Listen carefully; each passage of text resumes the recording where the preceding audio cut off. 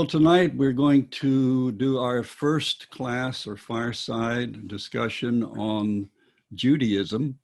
We're scheduled to do two parts, though, as we go through these five religions of the Abrahamic line of religions.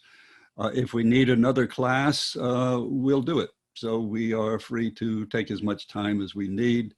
Do not want to get into enormous detail on each religion, but rather to, as we said last time, use what is called the Mizan, and that's Mizan right there. It's a Persian word for scales, balance scales, and it represents the concept of a standard. So in other words, if you put a 5-pound weight on one side, then you put 5 pounds of grain in the other, you know that that's your standard, that you've got what you desire.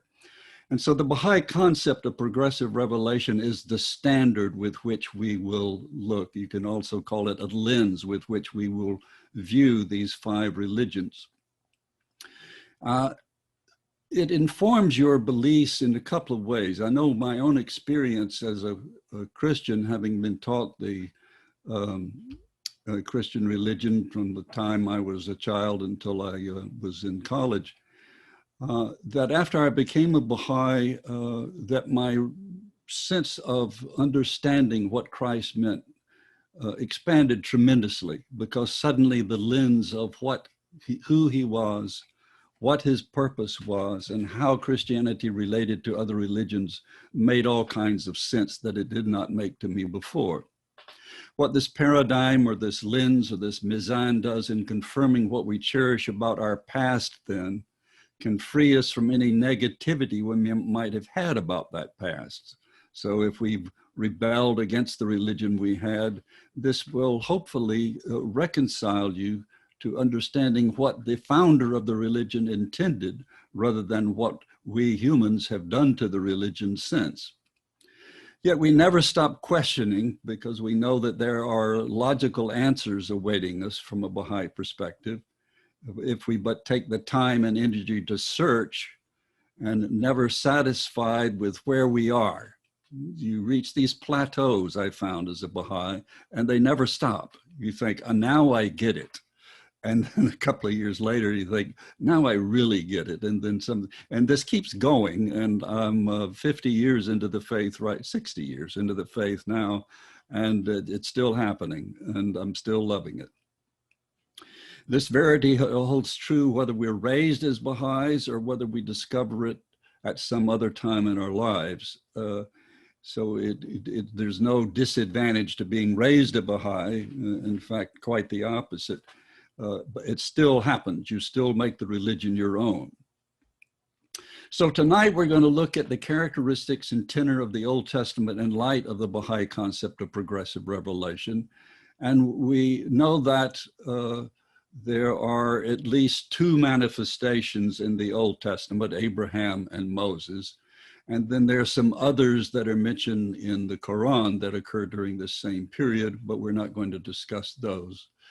We're going to discuss the Judaic tradition as it emanates from Abraham on down through Moses, and ultimately till we get to the Christian dispensation.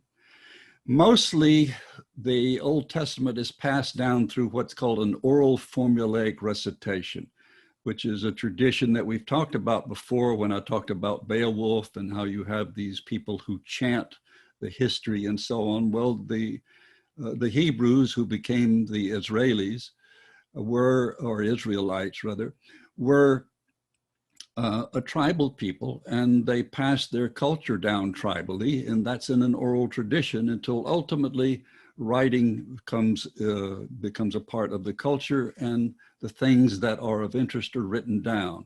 This is presumably how the first 5 books of the Bible, of the Old Testament, the Pentateuch, were written down either by Moses or Moses dictated it, and it eventually got written down. In any case, as we said last time, we attribute the first 5 books of the Bible to Moses, and that's his revealed work, even though he does die in the 5th book of Deuteronomy, so we have to presume somebody else finished that. You've got the material or sensational explanation for crises and victories and all kinds of strange things that happen. That's the way a tribal culture works. It attributes, for example, in a polytheistic religion, the deities at work for storms or crises or fires or natural forces. And the same thing is true with Moses' description of the history of the people, of the Jewish people, their origin, and their all the way through his dispensation, where he hands the religion over to Joshua as they enter the promised land, or what is today Israel. And so the image of God is anthropomorphic. God is involved, much the same way Zeus or the other gods in Greek myth become involved. He will assume a physical persona and appear among the people, so that Isaac fights all night with God, or in some other interpretations with an angel of God. Excuse me, not Isaac. Oh, never mind, I'll get it later. Is it Jacob or Isaac? I forget. The distinction then between reality and the need to narrate in terms of mythical spiritual understanding, the hand of God versus scientific systems or the spiritual experiences, are what we have in the tablets of Moses. And that is, you have the idea that Moses goes up on the mountain and that God himself with his own finger writes the tablets. Moses comes down, the people have rebelled, and he shatters the tablets and then goes back up and gets the word again. So Moses uses a lot of symbolic language and events, a lot of metaphor, and a lot of mythological narration. So the idea of creation myth, for example, Adam and Eve, as Abdu'l-Baha talks about in Some Answered Questions, he says this is entirely a mythological story. Adam was a manifestation, but this is not about his ministry. We know very little about him as a manifestation. But in the creation myth, the joining of Adam and Eve, Abdu'l-Baha says, is there are many explanations. He says many interpretations that work. And one is of the Adam is representing the human body and Eve as the soul or the spirit. So you have the conjoining of the male and female aspects of the human reality. Noah and the flood, as we mentioned last time, we do not believe that Noah actually created a boat. This is a symbol of his covenant. So getting on board that ark represents a fidelity to his theological and moral principles. Remember again that the audience for these stories are illiterate people who've just been released from years of slavery and oppression and poverty, who believe only what they can see and understand with their senses. And so they need stories that they can, that aren't metaphysically oriented, that deal with real people and real circumstances. Perhaps the animals then on the boat represent the different human virtues and the male and female aspects of certain virtues. And that's a concept we'll get to when we get to the Baha'i faith. We'll get to it before that, actually. We'll deal with it a little bit in Christianity. That is this concept of male and female aspects of virtue. The internal evidence versus external evidence. You have the history, and this is where you have the conflict between the scientist and the religionist. Didn't used to be a conflict because it used to be scientists weren't that much interested in studying the Bible and so on. But you have internal evidence of how things proceed, years and so on. So you have chronologies based on the internal evidence within the Bible, and then you have external evidence. Notice I've mentioned here that the first mention of Jesus in a history that other than the Bible was not until 93 or 94 AD, which would be approximately 60 some years after Jesus' death. The necessity of divine educators we've mentioned before, and the part of our Mizan, or our standard with which we'll examine the religion, is the proof of the manifestation. So the proof, and this is a quote from Abdu'l-Baha, the proof of the validity of a manifestation of God is the penetration and potency of his word. This is the first most important proof, the revealed word. And sometimes it's oral, sometimes it's written down. As we said before, the only authentic words that were revealed by manifestations that we know of or that we have are those of Muhammad, the Bab, and Baha'u'llah. The rest were passed down, so that the works of even the New Testament weren't written down until some of them over 100 years after Christ's death. But he goes on to say, this is absolute proof. The world is a school in which there must be teachers of the word of God. The evidence of the ability of these teachers is efficient education of the graduating classes, which is sort of humorous of Abdu'l-Baha, and he often was. So the plan of God then, and we've discussed this before, is called the covenant between God and man, the eternal covenant, which is that he will never leave humankind without such guidance when it is needed. And this is the covenant that we frequently allude to as the Adamic covenant, the covenant God makes with Abraham, that from him will emanate many nations and, of course, many religions. The greater covenant, which is the covenant that the manifestation makes with his followers, promising that in the fullness of time, a new manifestation will be sent, and taking from them the understanding to accept him when this occurs. So his part is the promise, God is going to send you another manifestation. Your part of the covenant is you accept him, you look for him, and you accept him when he appears. And of course, this has never happened in bulk, where the majority of the followers of the previous revelation accepted the next manifestation, except with the Baha'i faith, where the majority of the Baha'is did indeed become Baha'is. And then finally, we have the lesser covenant, which is the covenant that's very important, as we will discuss it. This will be one of the more important themes we'll look at, and that is the covenant of succession. This becomes terribly important in Islam, but it's also important in Christianity. Interestingly, this covenant works in Judaism.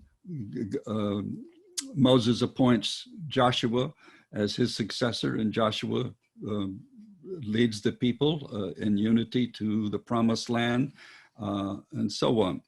So this is the covenant that the manifestation makes, that he will appoint someone to succeed after him, and sometimes he will appoint, design the institution. If they do not follow this, the faith will become divided and its forces spent. That's from the House of Justice, that quote. And of course, that's happened with every religion. It even happened with the Baha'i faith. It is something that will not happen with the Baha'i faith for reasons we'll get to when we get to that part of our study. Unify, that should be unity, is the purpose of each revelation. This is a quote from Abdu'l-Baha. Let us try with heart and soul that unity may dwell in the world, that all the peoples may become one people, and that the whole surface of the earth may be likened to one country.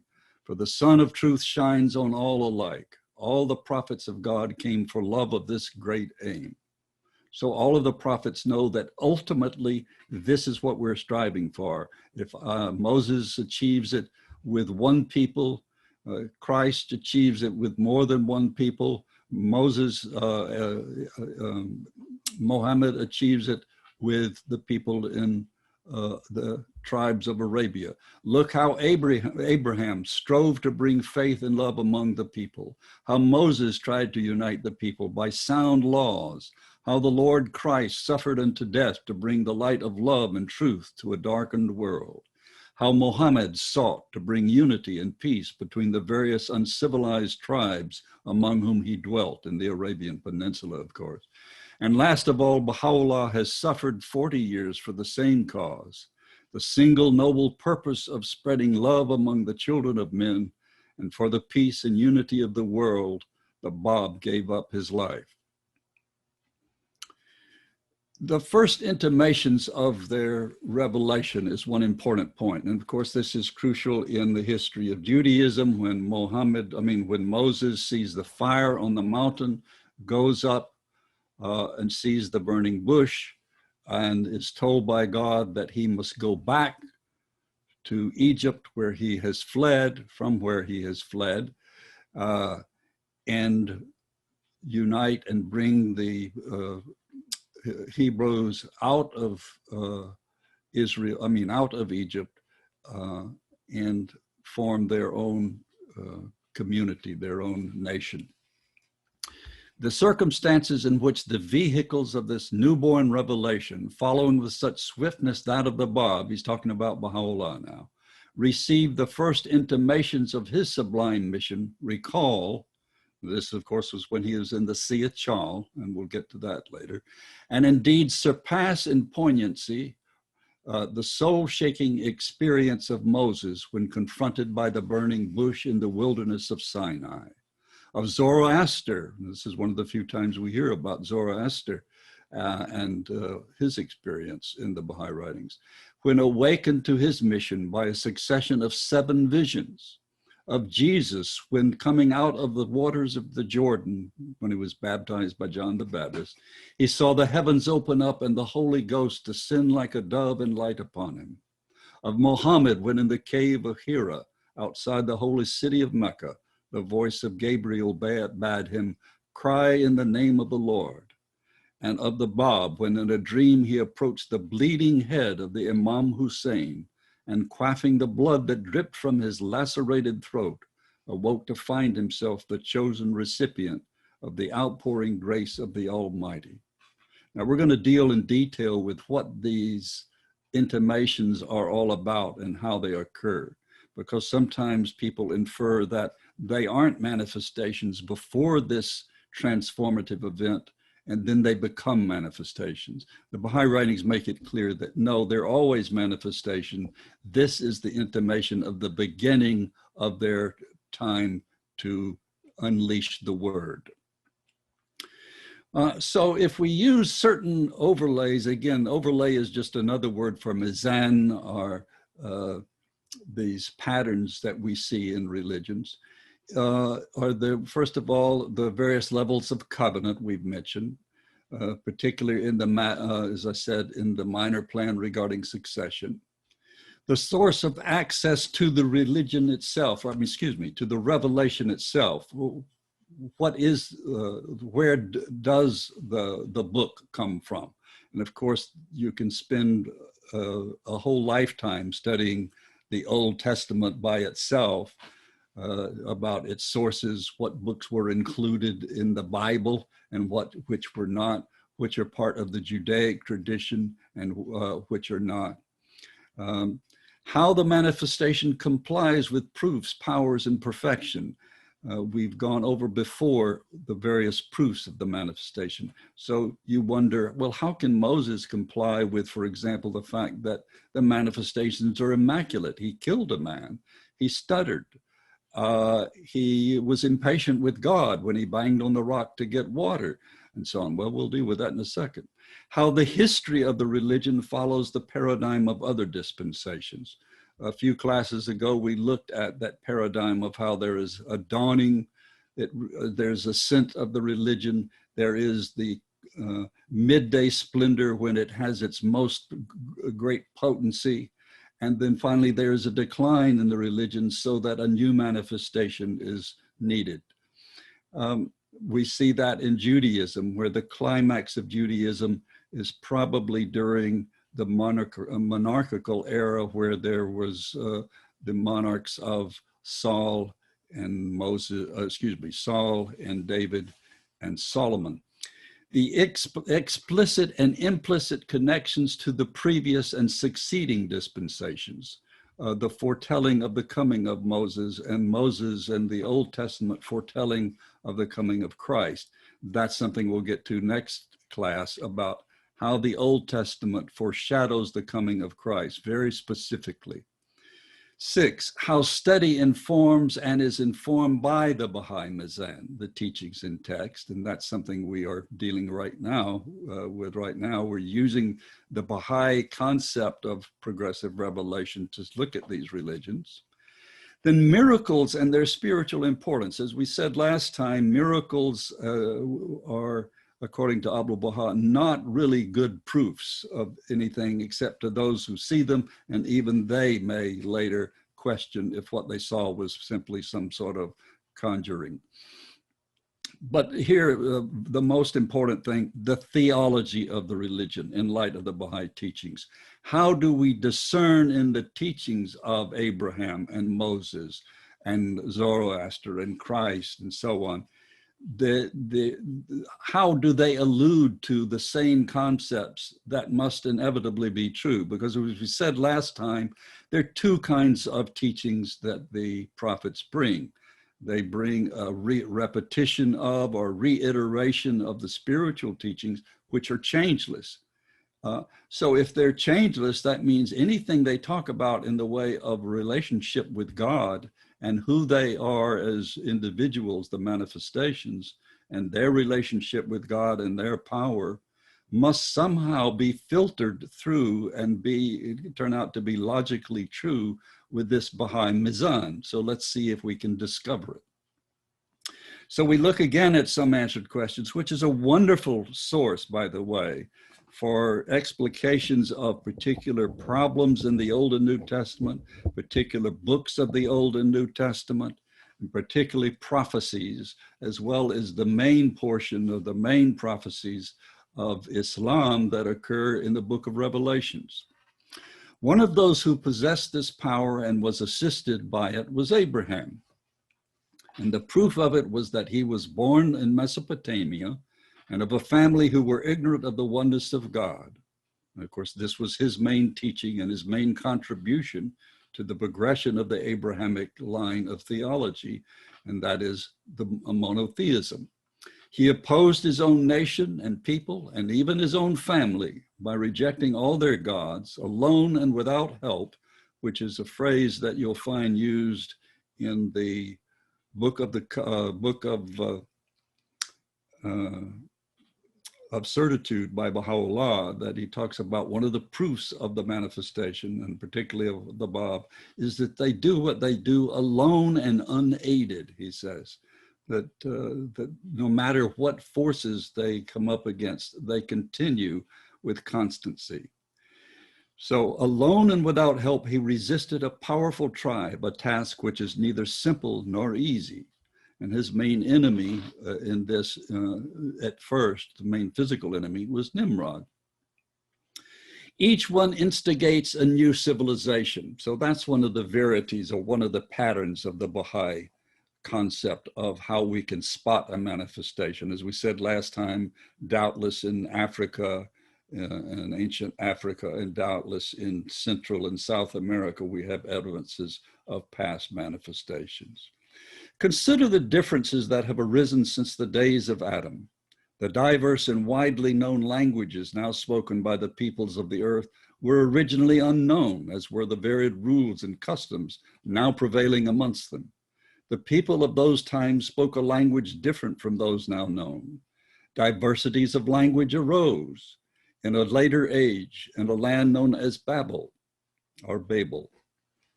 It was given the name Babel because the term signifieth the place where the confusion of tongues arose. And of course, the Tower of Babel is a symbol of going so high up that you can't converse with the people who are down. And that's clearly there wasn't a literal tower, but it is a symbol of civilization, or the complexification of civilization. So that as people spread and get further apart, which of course is what we see with the out of Africa movement, as people moved out of Africa, and then some would stop at one place, some another, until they encircle the earth, presuming that theory is correct. So you originally have a family of languages from one language, and then those families break off into language groups. So this is a continuation of this same very interesting discussion. And this is from Baha'u'llah. I said that was from Abdul Baha. Let me see, was it? No, it's from Baha'u'llah, excuse me. Subsequently, Syriac became prominent among the existing languages. The sacred scriptures of former times were revealed in that tongue. Later, Abraham, the friend of God, and these are terms that come from the Quran, and we use them in the Baha'i faith. Abraham is the friend of God. Moses was he who conversed with God. Christ is the Spirit or the Son of God. Muhammad is the apostle of God. And of course, the Bab, the gate of God, and Baha'u'llah, the glory of God. So later, Abraham, the friend of God, appeared and shed upon the world the light of divine revelation. The language he spoke while he crossed the Jordan became known as Hebrew or Ibrani, which meaneth the language of the crossing. The books of God and the sacred scriptures were then revealed in that tongue, and not until after a considerable lapse of time did Arabic become the language of revelation. And of course, Baha'u'llah is speaking primarily to an audience of Muslims for whom Arabic is the most eloquent language and the most ancient language. Witness, therefore, how numerous and far-reaching have been the changes in language, speech, and writing since the days of Adam. How much greater must have been the changes before him. And as we've said before, the Baha'i faith teaches that there were innumerable, universal cycles before the time of of Adam. This I showed you last time. These are all hot links. This is taken directly from Wikipedia. So if you want to see a chronology of the Old Testament, you simply put that on Google, go to Wikipedia. A lot of people condemn Wikipedia, not me. I think it is a very useful, it's a not-for-profit institution. And it's, I think it's a very useful encyclopedia because it's constantly evolving. And so if there are things that are wrong, they become changed. In any case, each of these is a hot link, but the value of them, as you can see, is if you hit one of them, you can get details about all the events. For example, the first one that occur between the time of Adam, approximately 4,246 BC, or BCE, as we now say, to 2,590, then the flood to Abraham, Abraham to Joseph. So it gives all the details in chronological order of these things, these main events of the Old Testament, all the way to the advent of Christ. And you can get the same thing with Christianity, a chronology of Christianity. So what I did is boil this down for our purposes tonight. You've got Adam occurring approximately 4,000 BCE. And again, these are very rounded off dates, but then the actual dates are no better known in many cases. Noah, almost 2,000 years later, 1,400 years later. Abraham, 400 years after Noah. Joseph, 200 years after Abraham. And of course, he wasn't a manifestation, but he was an important figure, and of course, very, very important in the Baha'i faith, as we've noted before. So Joseph is an important figure in the history of Judaism, because it is Joseph who brings together his brothers who have sold him into slavery. And of course, it is Joseph's father, Isaac, who becomes Israel, and his 12 sons become the progenitors of the 12 tribes of Egypt. Moses, 1600. David, important not only because this is sort of the, as I say, the golden age of the Judaic dispensation, but also because of the Psalms, which 1,000 years before Christ very explicitly foreshadow the advent of Christ. We'll see some of the Psalms. Of course, David didn't write all the Psalms, so we don't know if the 22nd Psalm is one of those of his or not, but you can look at the research on that. 900 BCE, the divided kingdom. This is where after Joshua has taken the people into the promised land, Moses and Aaron couldn't go because, according to the text, he was impatient, and God said, you can't go because you were impatient. And this was supposed to be his sin. Well, we'll read about that in a second. So, though the kingdom was united and rose to great prominence after Joshua, it became divided into Israel in the north and Judah in the south. And then you have the invasion of Alexander the Great, the Babylonian captivity before that, the Roman occupation, and which is where we are when we begin Christianity, the occupation of Rome. So let's go back to Moses. We're going to focus in now on Moses and the revelation of Moses and his function. Moses was for a long time a shepherd in the wilderness. Regarded outwardly, he was a man brought up in a tyrannical household. Of course, he was brought up in the household of Pharaoh. And we all know the story of Moses being put in a basket by his mother so he wouldn't be killed. He was taken in by one of Pharaoh's daughters and raised in that tyrannical household. But he was chased out of Egypt because he killed an Egyptian who was attacking an Israelite. And so he was known among men as one who had committed murder and had become a shepherd. By the government and the people of Pharaoh, he was much hated and detested. So it was when he was a shepherd that he saw the fire on the mountain, and he received the word that it was his destiny and his duty to lead the people of Israel out of Egypt. And this is from Some Answered Questions. It was such a man as this that freed a great nation from the chains of captivity, made them contented, brought them out from Egypt and led them to the Holy Land. But of course, there was a whole lot of wandering of 40 years before that. This people from the depths of degradation were lifted up to the height of glory. They were captive, they became free. They were the most ignorant of peoples because they'd been slaves. They became the most wise. As the result of the institutions that Moses gave them, they attained a position which entitled them to honor among all nations, and their fame spread to all lands, to such a degree indeed that among surrounding nations, if one wished to be praised, a man once said, surely he is an Israelite. Moses established laws and ordinances. These gave life to the people of Israel and led them to the highest possible degree of civilization at that period. And here is where we have this statement by Abdu'l-Baha that Socrates himself was among those who visited Israel to attain the learning he did. And of course, ultimately, as we find in this quote, it was the fate of Socrates that he was executed because he taught monotheism. It's not quite that simple, but he did.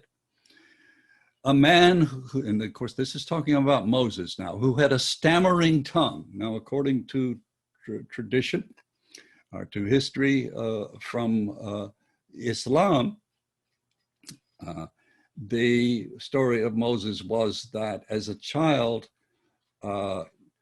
Pharaoh put two things before him. One were hot coals, and one was something else. I forget what offhand. And he ultimately he slapped Pharaoh, as I recall, as a baby, and so Pharaoh put a stone, a scalding stone, in his mouth, which is what gave him the stutter. Well, we don't know if that's true or not, but I think that's in the Quran, and if so, then it's authentic. Who could not even converse correctly, succeeded in sustaining this great cause. If he had not been assisted by divine power, he would never have been able to carry out this great work. These facts are undeniable. Materialist philosophers, Greek thinkers, the great men of Rome became famous in the world, each one of them having specialized in one branch of learning only. Thus, Galen and Hippocrates became celebrated in medicine, Aristotle in logic and reason, and Plato in ethics and theology. How is it that a shepherd could acquire all of this knowledge? It is beyond doubt he must have been assisted by an omnipotent power. To such a development did they attain that the philosophers of Greece would come and acquire knowledge from the learned men of Israel. Such a one was Socrates, who visited Syria and took from the children of Israel the teachings of the unity of God and the immortality of the soul. That is one of the most important things that Socrates did teach, is the concept of the soul, the concept of the afterlife, and the concept this life is secondary in prominence or in importance to the afterlife. After his return to Greece, he promulgated these teachings. Later, the people of Greece rose in opposition to him, accused him of impiety, arraigned him before the Areopagus, and it's sometimes called Areopagus, and condemned him to death by poison. Furthermore, in Numbers chapter 20, verse 23. Now, this is dealing with the sin. He was a stutterer, a murderer. He was impatient with God. How can we say he was perfect?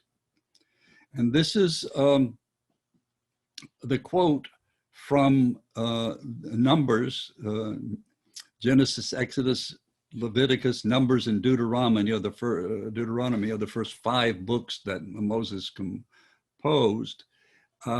And it says there, and the Lord spake unto Moses and Aaron in Mount Hor by the coast of the land of Edom, saying, Aaron shall be gathered unto his people, for he shall not enter the land which I have given unto the children of Israel, because ye rebelled against my word at the water of Meribah.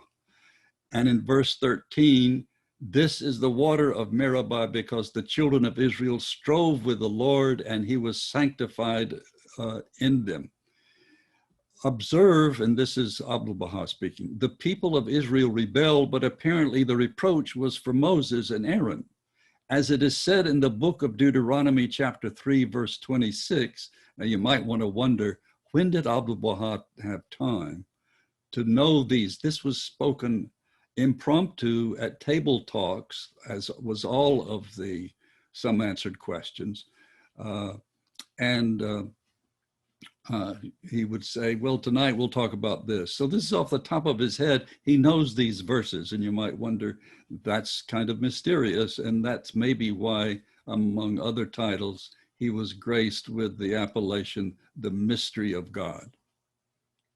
But the Lord was wroth with me for your sakes, and would not hear me. And the Lord said unto me, let it suffice thee. Speak no more unto me of this matter. Now, this discourse and reproach really refer to the children of Israel, who, for having rebelled against the command of God, were held captive a long time and in the arid desert on the other side of Jordan until the time of Joshua. Upon him be salutations. This address and reproach appeared to be for Moses and Aaron, but in reality, they were for the people of Israel. So this is his explanation of how it would seem that Moses is being chastised or chastened by God, but in reality, it is not. And so this does not in any way go against the Baha'i Mizan of the idea that the manifestations are perfect in every respect.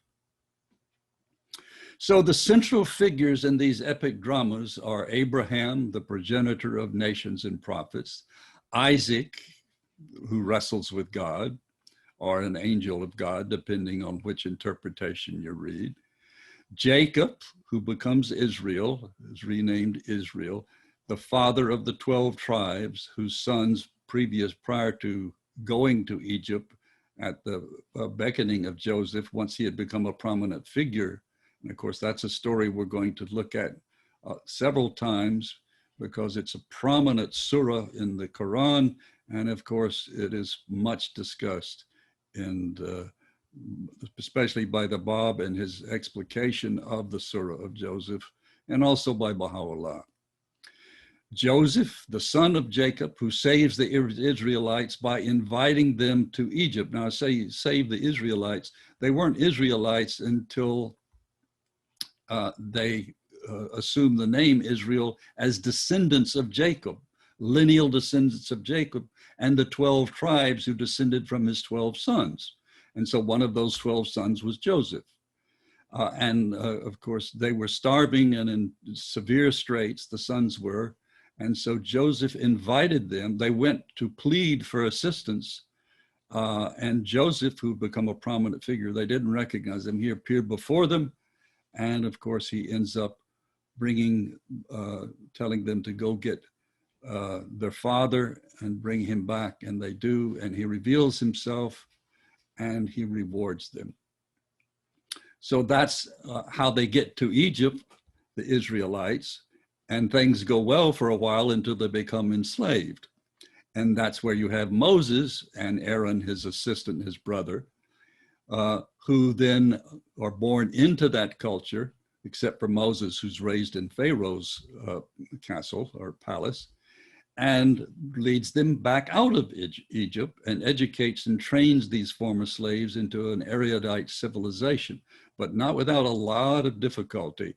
That's interesting to study metaphorically what going through the wilderness is all about and why he takes so long to lead them there. And my own simple explanation is he's training them. He's training to set up a just community wherever they go. And of course, at the center of that community is the temple made of cloth, and at its center, the Ark of the Covenant, into which the broken tablets of the 10 Commandments are placed.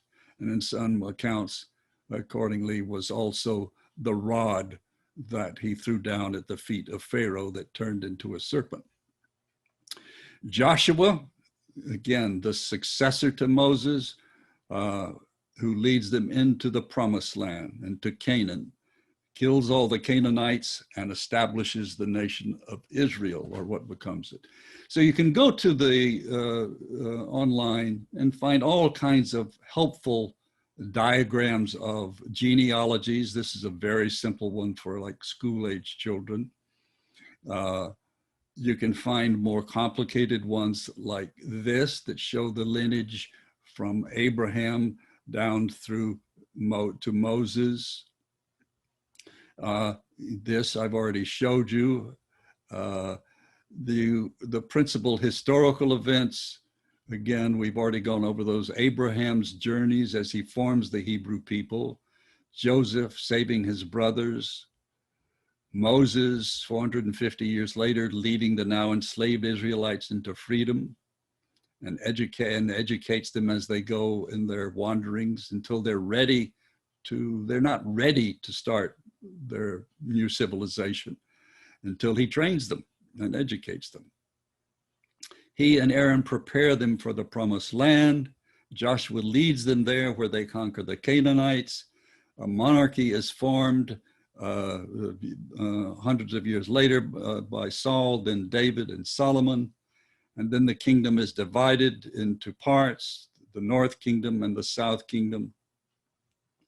And then the succeeding events where really there is a decline. So if we're talking about the paradigm or the Mizan of the day, of the dawning, the ascent, the midday, the decline, this is the beginning of a decline. Once you have the division of Israel into north and south, and then you have the Babylonian captivity by the Persian Cyrus, you have the invasion in the 4th century BC by Alexander the Great, and finally, the Roman conquering of Jerusalem. Now, another thing kind of interesting before we finish, and I realize, of course, we've had to cover a whole lot and a lot of time, and really what we're doing is simply setting up the transition from Judaism to Christianity, because we're not really looking much at the Bible, are we? Though what we are discussing is what's contained in the first 5 books, the Pentateuch. This is what the Pentateuch is about. about Abraham, about from the beginning of Adam all the way to Deuteronomy with the death of Moses and the transition of Moses to Joshua. And then you have the books of the Bible that we will look at next time as they prophesy the advent of the Messiah. So what's interesting to me and what I want to show you, this is a map that shows all of those journeys of Abraham, Isaac, and Jacob. But this is a sample of scholarly speculation about, well, where exactly did Moses go? And what's interesting here, you'll see, here's the Exodus according to one scholar. They cross the river here at Goshen, and then go here into the wilderness of Egypt, and then cross the Red Sea here and go into Arabia. Whereas this scholar has them crossing the Red Sea here, crossing the Red Sea here, and Mount Sinai is here, but they never go into Arabia except here. And so the interesting thing to me is, where is Mount Sinai? Well, Mount Sinai is in Arabia on this scholar's map, and Mount Sinai is here in Egypt on this scholar's map. And of course, the archaeology about all of this is so much fun and so interesting. What they found, what they haven't found. This is the outline of the Old Testament. I showed it to you last week. I'm going to provide for you all of my PowerPoints in the form of PDF files. So you'll have access to all of these slides. I'll begin doing this coming week, and they'll be both on my website and on the YouTube channel. But here is the division of the Old Testament, and you can see the Old Testament according to the Torah or the law, which is the Pentateuch, again, Genesis, Exodus, Leviticus, Numbers, Deuteronomy. And then you have the divisions of the various successive minor prophets and festival scrolls, wisdom. They're grouped very interestingly here, and you can see what those mean. So you can review previous classes for these salient passages. As I say, I'm decided with the advice and consultation of my wife and Alex to put all the previous PowerPoints into PDF form and put them on the website and on the YouTube channel, so you can look up these sources for yourself. Because again, the idea is to get you to study, to give you tools, and not presume to give you all the information you need by any means. That would be presumptuous and it would be tedious. So that's the end for today.